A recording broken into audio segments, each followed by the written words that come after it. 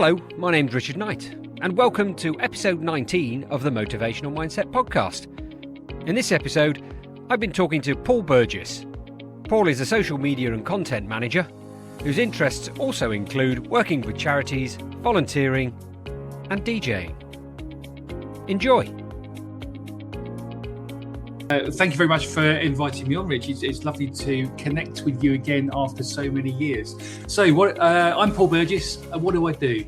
So, my paid roles at the moment are around social media. So, I do social media for a local theatre based in Henley-on-Thames, the fourth oldest working theatre in the UK, which is something we like to play on. Just turned 220 years old. I also do some work for a Henley-on-Thames based charity called the Chiltern Centre that looks after disabled young adults, that's mentally disabled and physically disabled. I've been doing some work freelance with them recently, and hot off the press, they have given me some permanent employed work as well. So I'm looking forward to starting that and getting stuck in. Prior to that, I've done social media for a museum, also based in Henley, for a mental health charity. But before that, I had 35 years in the corporate world, financial services to start with, and then pharmaceuticals, where we first crossed paths. And redundancy at the end of 2020, in the midst of the COVID pandemic, made me really sit up and have a good think about what I wanted to do. And I didn't just want to jump straight back into another corporate role. So I changed direction, and it's quite possibly one of the best things I ever did, if we ignore the money side of things. Well, that's an interesting one, and I talk a lot with my guests around that motivation around money and it being, one of many motivators that are out there. But so it's quite interesting. So, quite a different change for you in terms of the corporate life and then moving into the social media piece. What is it about that work that you're currently doing that sort of gives you that motivation, if it's not the money?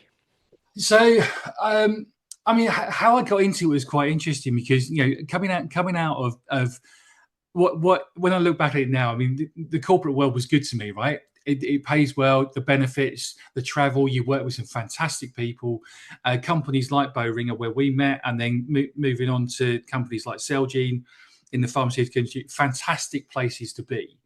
But what I did and what I was very good at, but it was never very exciting. It was business information, business analytics, processes, quite boring blue energy stuff if we're talking about insights, right? Blue. But I also loved a bit of people stuff, so the green energy of insights. But outside of that, social media is what I'm about. I like connecting with people. I use social media for music, football. We've got a house down in Cornwall that we let out, so I was running social media for that. I did some volunteering doing social media for local sports clubs, local charities. So I actually realised I was quite good at that, but I'd never been paid for it. If we fast forward to when I was made redundant, and then did a bit of freelance work for a while, had a bit of time off, which I realised that 35 years at work, I'd never had an extended period of time off work. So I actually had the summer off, 2021. But then, and wife started to get a bit bored of me being at home. She's had her own business for 22 years now, and got used to being at home on her own. And obviously, me being around the place, I was getting in the way. So she said, "Why don't you go out and see if you can get some volunteering?" So I started volunteering at the River and Rowing Museum in Henley, a place that I'd never visited before, despite the fact it was only 25 minutes up the road from where we live. They were looking for volunteers, so I just went over for a chat one day. And it was, because it's just recently closed down, that's a whole other story. Fantastic, award-winning building on the banks of the River Thames in beautiful Henley-on-Thames, which is a lovely town. Offices overlooking the river, fascinating museum covering the history of Henley, the history of the sport of rowing, talking about the river and how we should look after the river. So that appealed to me. I use the river a lot. But also just a fantastic community space. And I started volunteering there, front of house, so welcoming people into the museum. Also did a bit of grounds maintenance, and absolutely loved being part of a team and just getting out and doing something. 2 or 3 weeks into me volunteering, I was talking to the interim business manager that was there at the time, and she offered me a job. She said, "Do you want to come and write a marketing strategy for us?" And I looked at her and said, "I'm sorry, what?" Because I'd never been, marketing was never part of my job. I worked closely with some marketing teams in the Mm, pharma industry, but I'd never been a marketeer. And also, thought I'm not that person. I don't have that creative energy. That whatever. Turns out I do. And we had a grown up conversation where she said, "Look, I know you've never done it before, but talking to you, it sounds like you've got some ideas. So come in, a couple of days a week, give it a go. If it doesn't work out, we'll have a grown up conversation and we'll do something different." So that's what I did. And day one, I got given a laptop, given the passwords to all the social media channels, and got told to post something with no real direction as to what should be mhm. going out or what marketing looked like. And 3.5 years on from that, and as I mentioned, unfortunately, the museum's now closed due to financial difficulties. The 3.5 years of me doing that, I built up a real community. All of the social media stats grew in that period, and not just followers, but in terms of reach, in terms of interactions with other local people, local businesses. And it was a tough time, Mm. but I've learned a lot, and I'm still learning, and that gave me that springboard to then go on and work for the mental health charity, and now the theatre, and now another charity. So Yeah, yeah, yeah. yeah, it was just that being given that opportunity, right place, right time, I suppose. And that's a really interesting point, actually, I was going to make around that. That would never have come up had you not decided to put something back into Yeah, society, into a community. yeah, And it's a really, really interesting piece, isn't it? In terms of people's mindset and their motivation can drop quite rapidly when things don't fall into place. But I want this, I want that, I want the other, and it's got to pay me money. It goes back to the money piece again, and they may perhaps focus on that. But there's different motivators about wanting to volunteer. Yeah. yes, no, no, absolutely. And prior to that volunteering, I had been volunteering elsewhere. So I've had a couple of stints of being a school governor at local schools Hmm. here in Wokingham. I'd been doing social media for Henley Dragons, a dragon boat racing team that the family were a part of, and the art centre at which the dragon team was based. They were a charity as well, and I was doing their Facebook page and Instagram for them. So bits and pieces of stuff that I was really interested in, and actually it wasn't taking up much time. Um, but volunteering really does help your own mental well-being as Hmm. well. Hmm. So it's giving you a sense of purpose, right? I wasn't working. I was in the fortunate position that I had a fairly decent payout in terms of redundancy at the end of 2020. Plus, there were share options, all the usual stuff associated with pharmaceutical companies that make it a little bit easier when you find yourself out of work. Hmm. Um, so I was fortunate in that position that I didn't necessarily need the money. But what volunteering gave me was that reason to get up in the morning. 2 or 3 days a week I was going into the museum. It was a reason to get up. Plus, I was out talking to other people. And as we were talking about before we started recording, Rich, I'm like you. I like connecting with people. I like chatting to people. And it became very clear that there were some regulars that came into the museum. So there were older people who come and use the museum cafe because it was a little bit cheaper than going to one of the well-known chains in Henley. Hmm. So they come there, come for a little walk by the river, have a cup of tea, have a slice of cake. And you'd see the same young families coming in because there was a museum annual pass. So you'd see the same mums coming in with the kids and get to know them and get to know their routines as well. And just be able to have a really meaningful conversation with some people. But actually getting out and giving something back did me a whole load of good as well. And that mental health piece is really important to me as well. I've had my own struggles in the past. Hmm. I have done some freelance work around that. I was a mental health first aider just before redundancy came. I trained as a mental health first aider, and I was working with that in the organisation I was in. So it really opened my eyes to how important just having a sense of purpose is, and if Yeah. that comes through volunteering, Hmm. then that's a good thing. But also, it might lead to something else that you might not even consider. And I think that's the beauty of it, isn't it? Particularly if, from a purpose point of view. And I was speaking to one of my other guests who the podcast's coming out tomorrow, actually, a lady called Abby Hills. and we were talking about that whole, like, why do we do what we do? And in terms of having that stronger purpose, the idea that one of our motivators is at a higher level. It is about making a difference. It is about putting something back into society.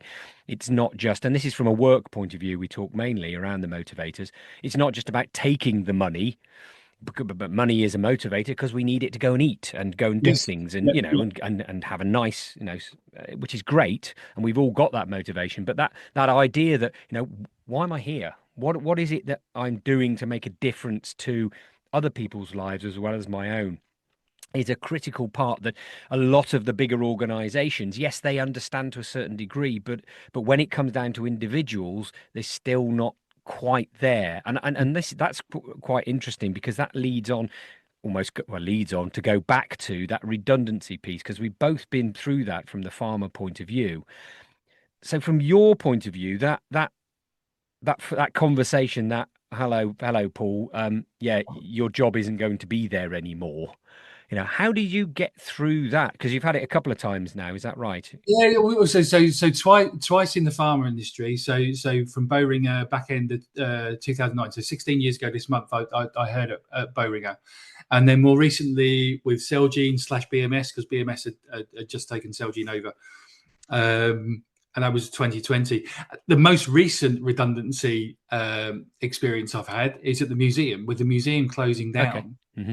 20 odd people just lost their jobs because there was there was no work to do, that's really interesting. That was very different to the two farmer. But Yeah. if I talk about the farmer instances first of all, I think a lot of it does depend on what stage of life you're at as well, Hmm. right? So if I go back to 2009, our eldest son would have been 8, and when was Harry born? Yeah, so Harry would have been coming up 4. So being totally out of the blue, being told my job was no longer there, and I was, going to be out of work in a couple of months' time. That was a big thing for us, because Sarah, running her own business, had been fitting her work around looking after the 2 boys. And that was a choice that she made and we made as a sort of family unit, that I would have the regular income. She would fit working around looking after the kids and school and play groups and whatever else needed to be done. But all of a sudden, that regular income wasn't there, and we needed it, and it was very much, I need to find another job and I need to find it quick. So how I was feeling at the time was like, oh, how am I going to do this? Right, I need to get a job now, because we can't afford to be not to be working for any extended period of time. So I then, I mean, what I did then was I then treated looking for a new job as my job. Okay. Yeah. And this is something I've used again, and it's really interesting. If you, right, okay, so I'm going to spend the morning job seeking, connecting, talking to people, applying for jobs. But I used to then treat myself by going out and doing something, having a lunch break, Hmm. and actually going out and doing something. I got back into mountain biking during that period of time as well, because it was like, okay, if I'm spending the whole morning doing this, I need something to look forward to. So I'd go out in the afternoon on the bike and whatever. And I think it took me about 4 months to find something. I ended up working for Quintiles, as it was, IQVIA as it is now. So same industry, but on the other side of things, which wasn't for me. And that was the one period in my life, I suppose, where I did a job and it was just because we needed the Hmm. money. Didn't really enjoy the job at all, Yeah. but it was fairly local, and it was paying all right. And it got us through that period of time. And I then went off to Celgene, because my old manager from Boehringer was at Celgene, and he just gave me a shout and said, I've got a job coming up. So I ended up in a good place. Fast forward to 2020, in that weird period of time. So February 2020, we were all happily at work. And then we started hearing something about this thing called coronavirus, and then next thing we know, oh, can you all work from home for 2 weeks? And that was it. I never went back. The next time I was back in the office at Celgene was to take my IT equipment back, and that was a weird thing as well. Walking into an empty office Hmm. with just to literally drop the stuff off, and I was told to put it on my desk and empty my desk out, and that was it. But I was in a very different place then. I was a few years older. Um, Kids were a little bit older. They were starting to do their own thing. Sarah's business is doing well. Like I said, decent redundancy package plus some share options, and plus we'd not been spending like everyone else. We'd not been spending any Yeah. money anyway. So we were in a better position financially than we ever had been. So yeah, I took the decision not to jump straight back into that corporate world, but to start having to think about what what really what really gave me that spark, I suppose. Hmm. And I really wanted to help people. I'd realised that through doing the mental health related stuff while I was in an organisation, mental health first aider. All of this was sparked by losing my best mate to suicide. Right, so that's Right. that's given me the spark to help people, to be there for people, especially around men's mental health. Um, and I did that for a bit. I did that for about 6 months, where I was going into smaller organisations who were struggling during the pandemic and were struggling to understand how they might support their staff who might be struggling themselves. So using my own lived experience, running sessions around mental well-being, around stress, around different things to keep people in a good state of mental well-being, which hopefully would be physical well-being, and therefore they'd be performing properly. So that I did that for about six months or so, and that was the realization. I think that I needed to be part of a team. Being my own boss and just trying to find work, I found it tough. I Hmm. like being part of a team. I like having people to bounce ideas off. I like a, a, a yeah, a joined up sense of purpose for a team working in an organisation. Yeah. So yeah, very different periods of time, but similar approach in terms of okay, well, what's next? It would be too easy to dwell on, oh, poor me, I haven't got a job anymore. Yeah. But actually, you've just got to get on with it. Right. Yeah. Yeah. And going through that change curve, all over the place, and backwards and forwards on the change curve. Yeah, and the one more recently with the museum, that's the one that's hit me the hardest out of all three, Okay. Yeah. is because I cared about the organisation so much more than I did about a big corporate. Yeah. Yeah. Yeah, being part of a big corporate has its benefits, but being part of a small team in a regional museum that's a big part of the community in the location you're based in, Yeah. it's more than just a job. I genuinely thought that's where I would end up working until I stopped working, because Right. I loved being there. I loved Hmm. being part of it. I loved what the museum was doing in terms of education for kids, all the school visits that came in, supporting local artists. Getting to meet some fantastic people. I got to meet Steve Redgrave, our greatest Olympian, Hmm. right? Hold these medals, right? He came in and, oh yeah, there's my medals. Have a look. And other Olympians, but Henley's a really interesting place, and there's a few '80s pop stars that live in Henley, and I've met them as well. Yeah, I had a lovely chat with Nick Hayward. Um, so yeah, so that has hit me harder than the other two did. And I suppose the financial side of things hasn't helped with that, because obviously coming out of a small regional museum, the financial package you get for redundancy is nothing like Yeah. the corporate world was. I don't know how the corporate world is these days. Probably not quite as good as it No. was, but Yeah, yeah, yeah, absolutely. Yeah, it's a really interesting thing. I mean, from that motivational point of view, with such uh, large and rapid change can knock people for six. I mean, going back to the first redundancy that you had back in 2009, I was on that sort of same tranche of yeah, everybody's out type thing, and it was the first time that that sort of size thing had happened within that organization. And from a I always thought I was fairly resilient around that sort of stuff. Never mind, I'll get a job. It's okay. yeah, And yeah, looking yeah, back, yeah, of course it was okay. It was fine. It was a job. But at the time, it really was something that completely tore away my almost my identity, because that was like no matter how many times they said it is your role that is being made redundant, I was attached to that role. It was a big finger pointing at me, going, "You're not good enough. Your Yes, role's yes, going." And one of the interesting things was within the department I was in, or learning and development side of things, there were people who were staying. So they yeah. weren't completely getting rid of it. They were downsizing. And from a logical point of view, that makes perfect sense. If if a business isn't making money and now I run my own business, yes, of course you've got to make hard decisions. But at the time, it is so personal. You've done something wrong. That an initial Yeah, response, of course. and it was similar for me. I mean, if you remember, Rich, I was part of that team that the business information team, all sort of systems, analytics, all that sort of stuff. And I was the one person from that team Yeah. whose role didn't Yeah. exist anymore. And it's like, how is that not going to be seen as personal? Yeah. But Yeah. if I think back, and Bowringer was a fantastic family-based organisation. It really did feel Mm, like family. I mean, we both got friends that are lifelong friends mm, from that period of time.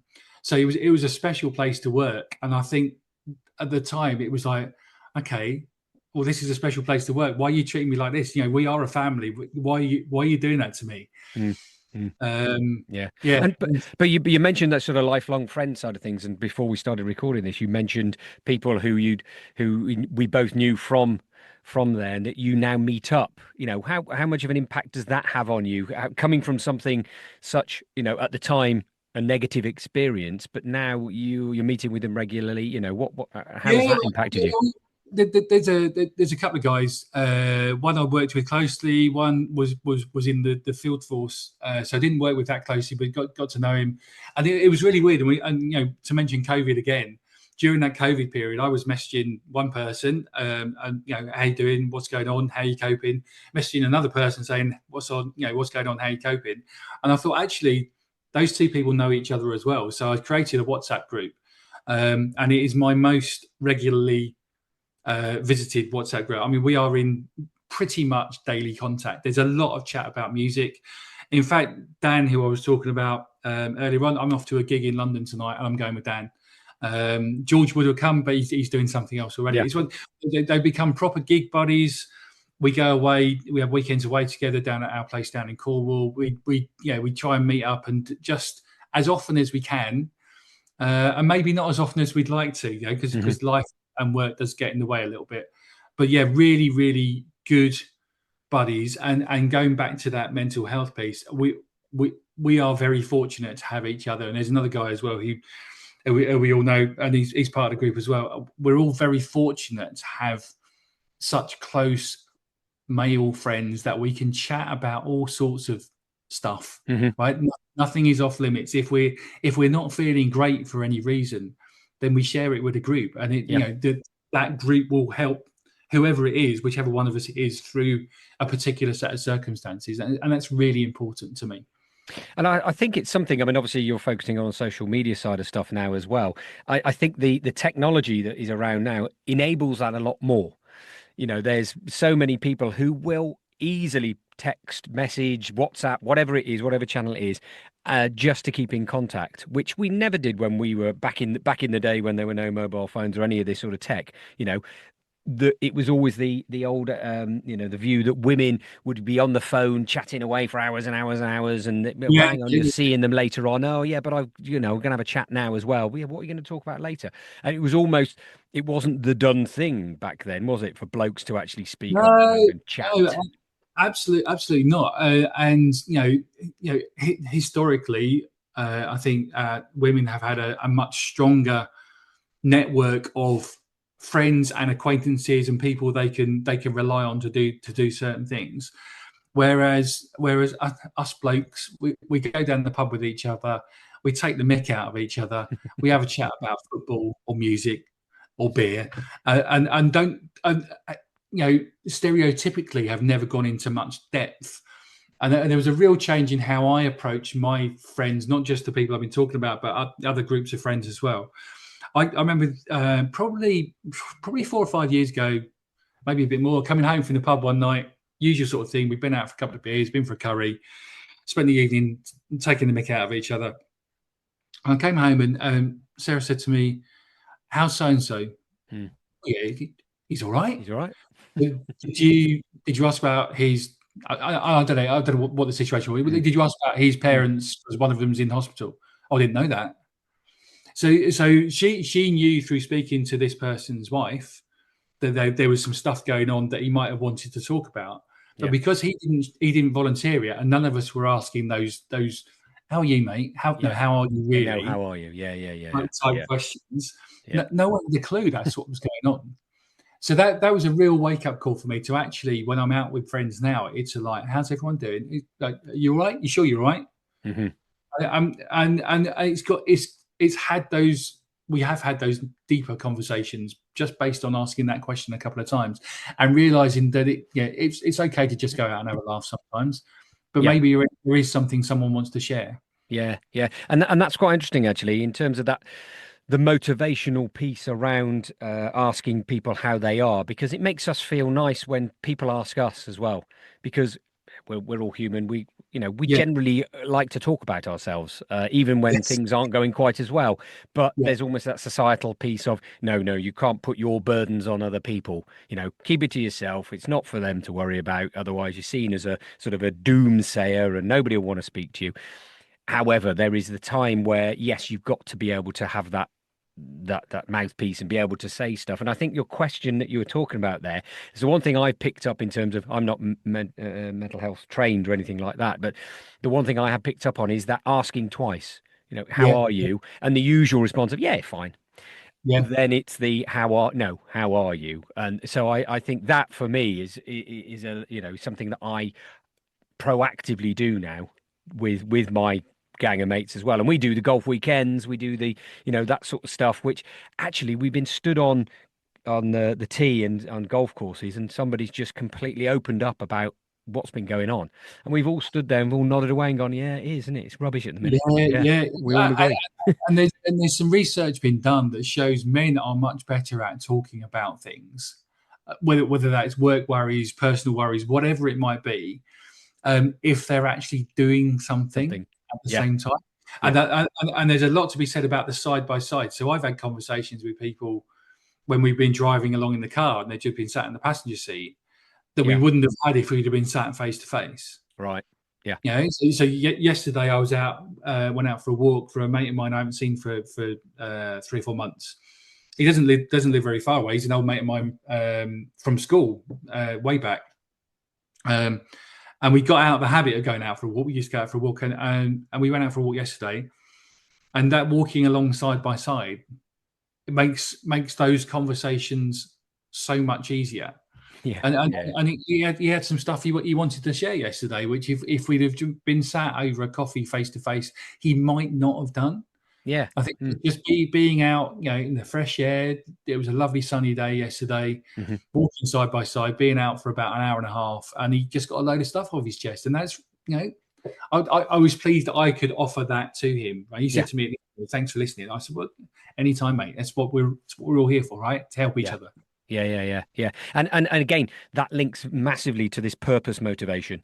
It's around what difference am I making? If we think about the Maslow's hierarchy of needs, if people know who that is, what that is, etc., etc. At the bottom of a triangle, we've got the basic needs of food and shelter and all of those sort of things. There's a human requirements, and then as we go through life, we start to think about friendship and actually belonging, and then also it gets to more of what Maslow talks about being more of a spiritual point of the triangle, which is around that purpose and actually wanting to make a difference and being connected in different ways. And I more and more where people are actually understanding that it's not woo woo to actually want to be able to have that motivation and get that energy from feeling connected, which is Yeah, great. yeah, it's so important, Richard. And that's a couple of things have popped into my head. So I was at a networking meeting on Tuesday, hmm and I was chatting to a guy there, and we I don't know how we even got to it, but he started talking about different sound frequencies and the fact he's using sound frequencies for his well-being Oh yeah. because he said essentially we a human being is a big ball of energy, right? Yep. That's what we are.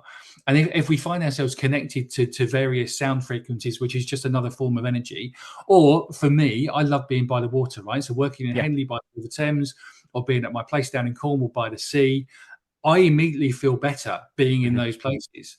And call that woo woo, call that whatever. But I think there's something in that. Yeah.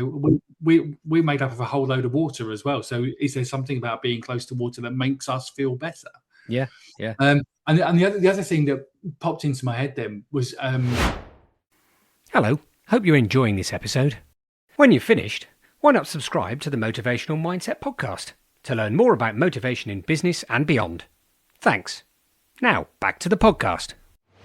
about as you move through life and things, your motivation changing about why you want to do something. So I was talking to another friend of mine fairly recently, and she said she works with a mentor, and her mentor had said to her that that most people have at least two stages of their career, Yeah. and the first chunk of your career, for want of a better term, is about feeding feeding the ego, and it is about the money and maybe the more material side of things. So if I look at me, and I worked in financial services and then the pharma industry, and it gave me a decent salary, some fantastic benefits. I got to see some brilliant parts of the world, etc., etc. But it didn't really give me that real spark of, oh yeah, I love doing this. Yeah, I was good at what I did. I got to do some fantastic stuff, but it was still always something. Oh, is this what I really want to be doing?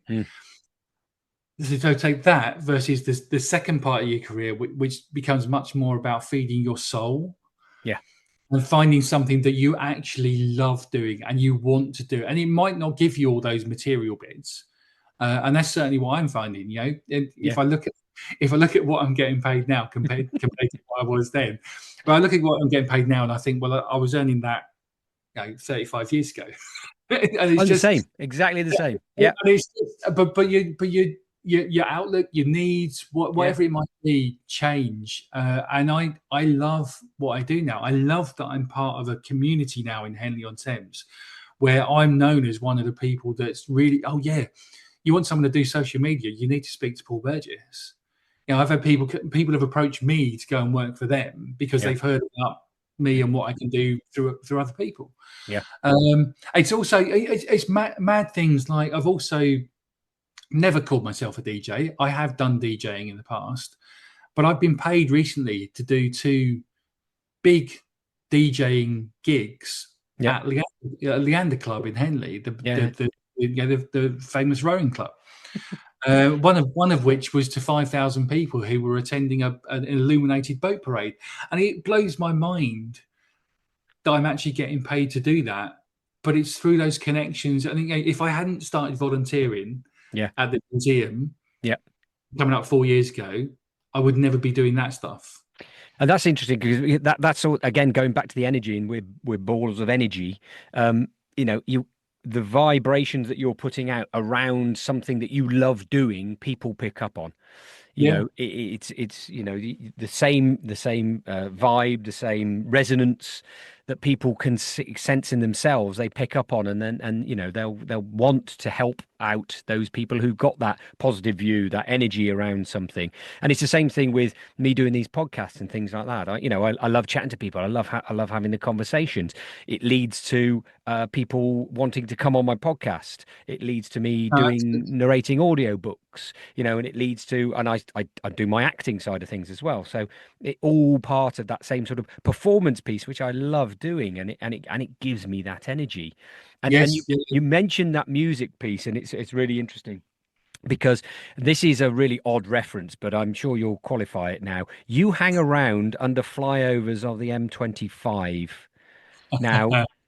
To do with music, and I just want to make that clear. This isn't about anything too dark, but just fill us in about all of that, because I love seeing your posts on LinkedIn about your son. So this is my youngest son, Harry. He is in a band. The band formed when he was at music college. When he did his GCSEs, he said, "I want to do music." I want to go to music college. And us being parents, we're like, well, you need to think about other options. Maybe if you did music A level and some other A level. No, I don't want to do that. I want to Yeah. go to music college. So he did. He went to the Academy for Contemporary Music in Guildford. Um, seemed to have a brilliant time. Had a little bit of stress with his final assessment and all that final assignment. Came out with about as high a grade as you can get, the equivalent of 3 A's at A level. So he did really well. And interestingly, his final assignment was all to do with releasing a single for the band he was in, putting on a gig to promote it, etc., etc. And he pulled in, and this is where I absolutely love that he's got the confidence to do this. But he pulled in, he contacted 2 people in bands that me and him have been to see, me and him and Sarah have been to see. And he said, look, I'm doing this project at college. Can you spare me 15 minutes on a Zoom call to just have a chat? And these people said yes, and we've now got connections with those bands that we pay to go and see, and it's like, it's a bit mad, right? It's a bit mad that we're on speaking terms with members of the band that we go and see. Anyway, so he came out of college, and in the band started getting some gigs, and they're probably 15 months on now. Still getting regular gigs. They've been playing in London recently. They played at the Windmill in Brixton, which is a well-known venue for bands on the way up. They've played in Camden recently. They've got a gig down in Brighton next month. They played at the Rebellion Punk Festival in Blackpool, alongside bands like The Damned and The Selector, and there's some big names, and Skunkworm. That's the name of your son's band, yeah. That's the name of the band.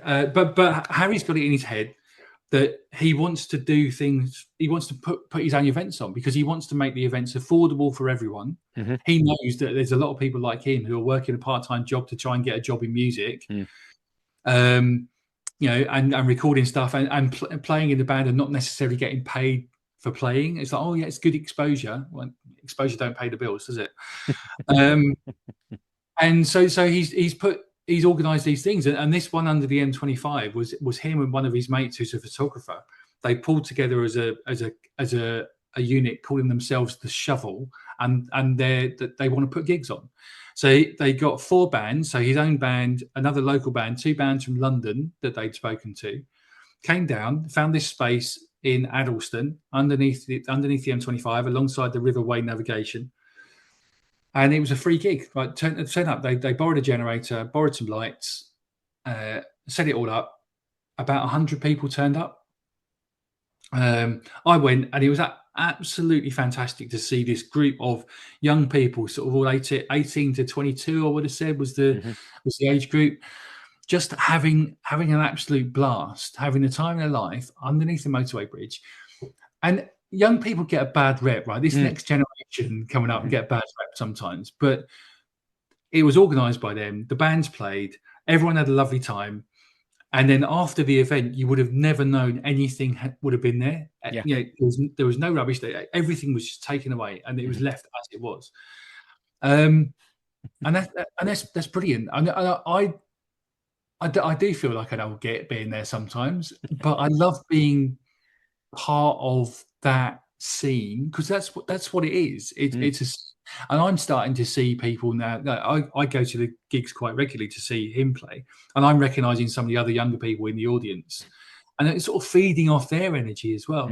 But also, I'm making my own mates, because some of the other bands that play, other parents are there, so I'm seeing the same people my sort of age, and got a whole new bunch of mates. Through music. I think music is just so important. Was it very important to me?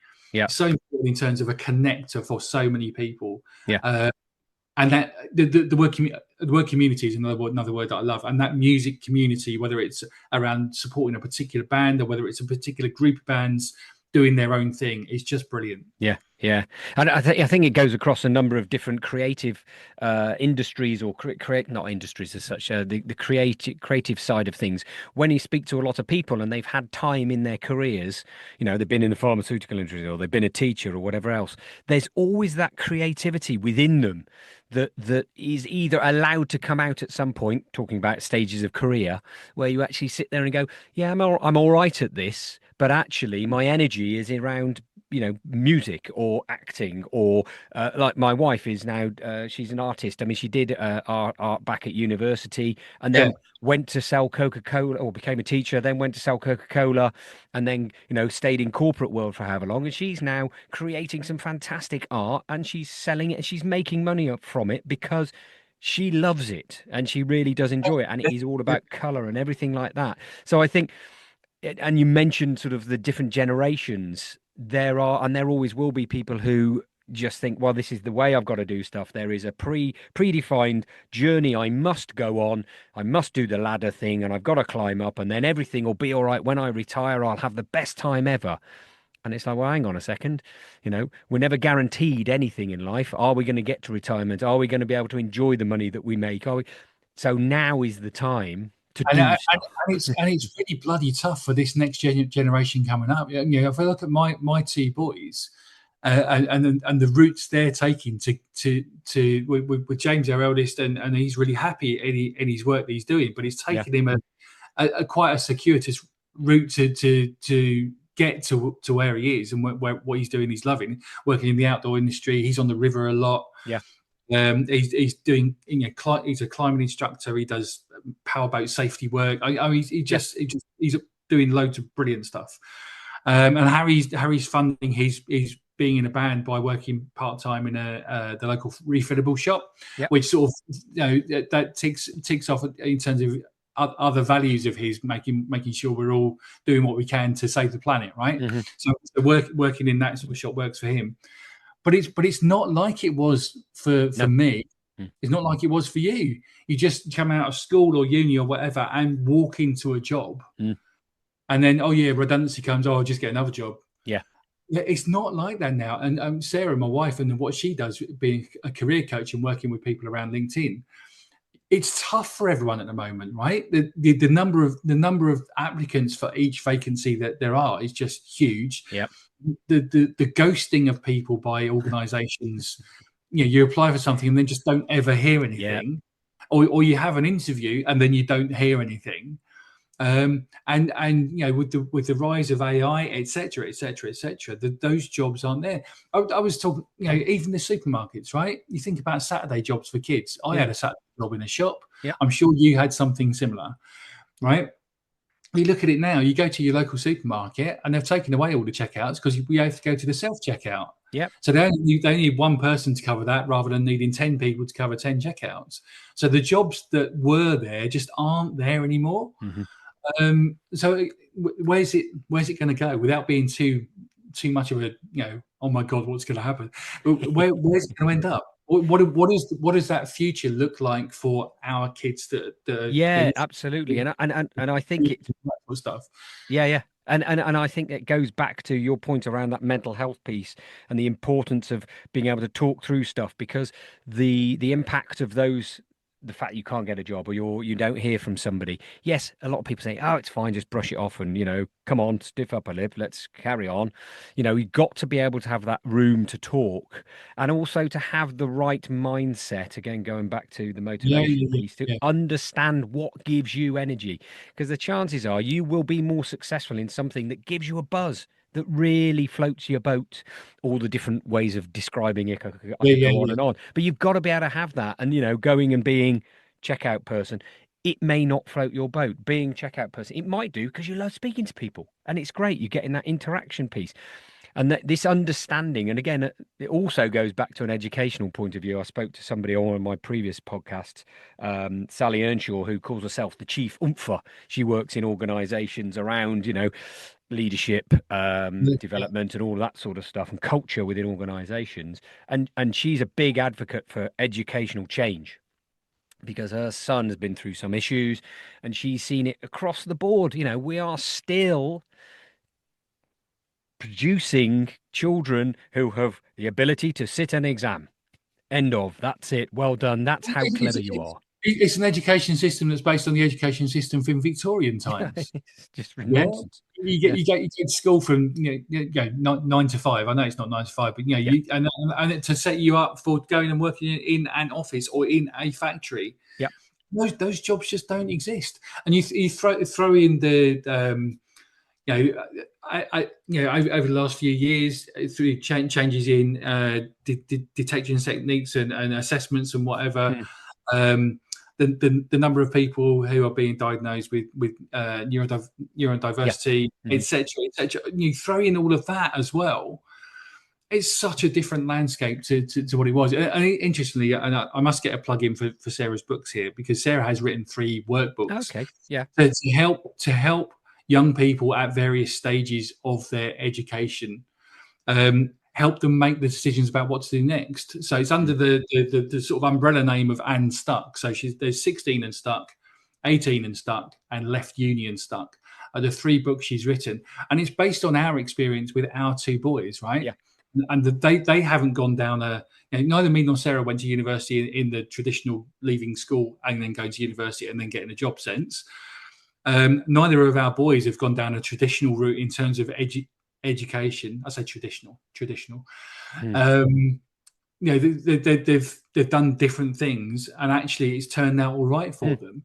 Mm. And I think that the message everyone needs to understand is there are different routes to find what it is that really gives Yeah. you that buzz, and you can earn some money from it. Yeah. And maybe for the first 5 to 10 years of you leaving education, you don't need to worry too much about whether you've got a career or not. You just need to Yeah. be trying some different things, right? Yeah. And then you can, because let's face it, if you're 10 years on, you're still in your late 20s. You've got plenty of time for a career. But why What? not try some different things? Why not give different things a go just to see what they're like? Oh, no, I totally agree. And I think that's something, for me, in terms of university side of things, I don't think people should be allowed to go to university at 18. I think they should be asked to go off and see what else is in the world. And I know universities have got to make money and they're under the cosh and all of this stuff, but it's just like yeah, what value does that give back to society if you've got bunch of people with a lovely certificate that they're never going to do anything with? Yes, I get it. There's life skills and all of that stuff if you Yeah, stay yeah, away, but that's changed now. You've got people who are doing remote degrees. You've got people who are still getting recorded Zoom lectures from COVID, and they're yeah. still Yeah. using them in their degrees. I mean, we've mentioned it a lot. I mean, but COVID was a massive, it changed things massively, didn't it? Certainly around. Again, the conversation with my friend yesterday, he was saying what one of his sons, when he went to university for the experience, right? The Yeah, freshman week, the this, the that, yeah, the social side of it, and just didn't have any of that. And he's come out, he's got his degree, but he never had any of that fantastic social side of no, being at yeah. university that so many people look back on. Mm, yeah, exactly. Yeah, So I mean that, interesting. that the whole change piece, and again, you mentioned those books that Sarah's written. I think it's so important because kids get really, really stuck and het up about, oh my God, I'm not doing what's expected of me. Because it's always the same. We sit there as an individual going, oh, the rest of the world's got it sorted. I don't know what I'm doing, but everybody else must know what they're doing. Because look, they're all getting on and they're all doing it. Where you can guarantee that every single other person in the world sat there going, I don't know what I'm doing. Yeah, It's yeah, it's like me. I mean, I'm doing stuff now where I'm sitting there going, I still don't know what I want to do for a job. I yeah. still What don't do know. you want to do when you grow up? I still don't know what I want to do when I grow up, and I think that's probably one of the best ways to be because again, that also from a growing up, getting older point of view is that you could get to that point where you're like, well, I've done my career, now I sit back, I drink too much, I eat too much, and I basically just sort of fade away. And how good is that for me? How good is that for a society that's got an aging population? Yes. A motivation piece is yes, children have got to worry about their motivators and things like motivational maps is a great tool because there's a youth map as well. So kids can understand what floats their boat, not what Yeah. like the old school tests we used to do when we were at school where you had to fill in the job form and it would put into a computer and churn out, oh yeah, you're going to be a librarian, you're going to be a brickie. Yeah. You, you, No, you should go. Yeah, you should go for being an undertaker or something like that. yeah, It's just exactly. Yeah. I mean, the role. It's not about the role, it's about the energy you have. And when you understand your energy, you can then fit it to the right sort of career, the right sort of thing to do to earn money, because then you'll be better at it and more successful. But as you get on in life, the older population as well got to understand, what still motivates you, even if you're not working, if you have retired. I hate that word. hate the word retire, should be taken out of everybody's vocabulary because it just means the end. Yeah. It's not. It's another change, isn't it? It's another thing to do.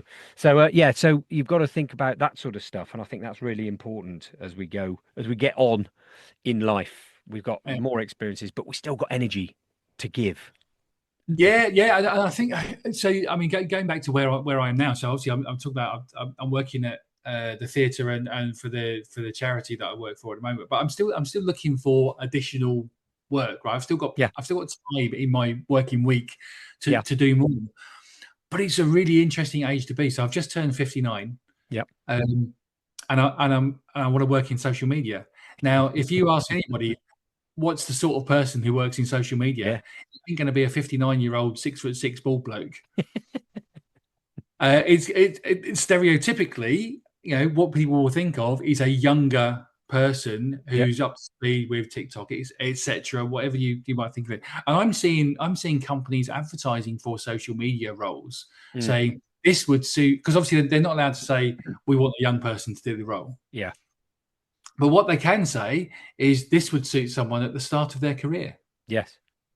Right. Well, I'm not at Agree. the start of my career. But also I saw a role a few months back, and I actually spoke to the hiring manager about it because they wanted someone who had an A level in marketing.